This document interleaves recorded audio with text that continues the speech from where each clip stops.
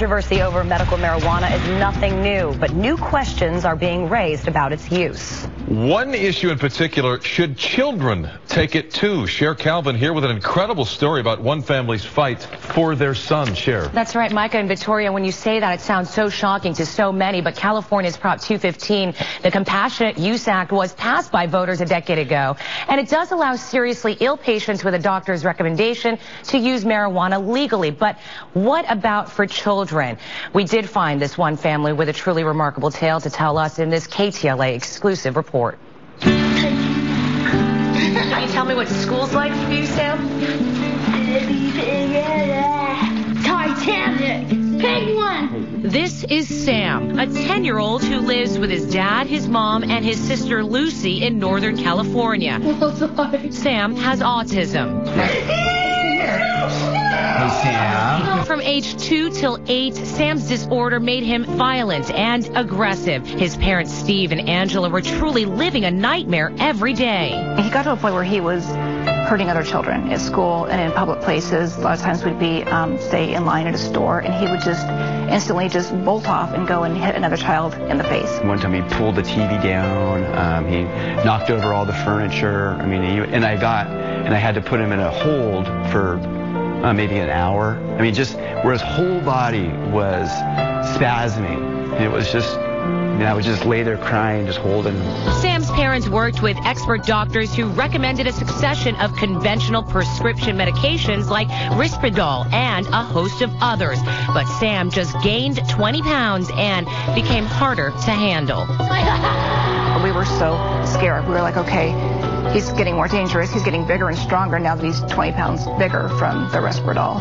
The child that we had grown to love was gone. It was just like when you looked at him, when you talked to him, he had just disappeared. Yeah. Finally, at their wits' end and faced with the very real prospect of needing to institutionalize their son, Sam's parents decided to try something unconventional and controversial. Last year, they began treating Sam with medical marijuana. When you think about it, it really is the perfect medication for that kind of behavior. It's just very calming. So this is the medicine right here. Steve and Angela got a recommendation from a medical cannabis doctor. They told Sam's pediatrician about their plan, and Steve grew Sam's new medicine in their backyard. We had 6 plants here. This is where Steve took out his tomato plants to grow and then harvest the cannabis. From the marijuana flowers, he could make a concentrated form, what people refer to as hash. This ball represents roughly 4 months of doses for Sam. So I just take my lighter. Steve softens the cannabis with heat, then takes what appears to be just a speck of pot, Sam's dose for the day. What effect did the medical cannabis have on Sam? Well, the first time we did it, we just wanted to do to see if it would work at all, and it was just an amazing experience. I mean, I'll never forget it.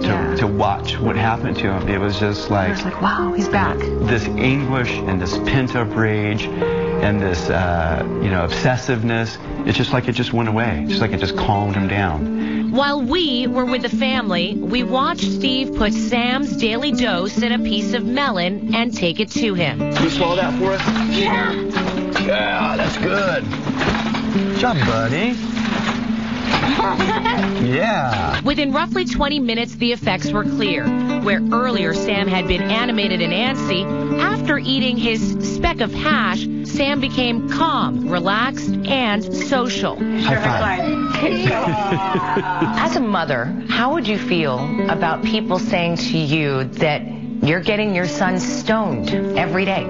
At first, I was very concerned about that, but recently I've been sharing the story with more and more people, friends and coworkers, and I find that, the more I tell people, the more I share it with people, the more comfortable I am with it. It has saved our lives, and I think about what it's done for our son. Could Sam's story help others? Respected LA area pediatrician Christopher Tolsher says we don't know enough about cannabis for kids. For all the parents out there whose children may have autism, I think the message here is that this is intriguing information that needs more research before we can confidently say that marijuana is a safe and effective treatment for autism complications. But for this California family, medical marijuana has literally been an answer to their prayers and a homecoming for their son. It was just a medication that we saw that gave us the results that we were always hoping for. And he was happy. I mean, I think that really is a key, is that he was happy again. He was smiling and laughing, and we had lost that for so long, and it was so sad, and we wondered if we'd ever see that again. It just feels like I have more control now to help my son, instead of depending on doctors who may have the best intentions, but they don't know what Sam needs. I want to do what's best for my son, and I'll do whatever I can for him. Well, one important note, Sam's parents tell us that they have followed the letter of the law regarding his medication and that they've grown only the amount of marijuana that Prop 215 allows. The medication is for Sam and for nobody else.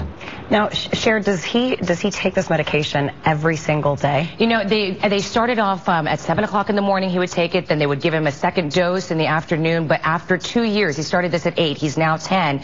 They sometimes don't have to give it to him and only give it to him as needed, which is incredible. It really has changed his behavior, according to them. Wow. All right, Cher. Terrific story. Thank you for the reporting.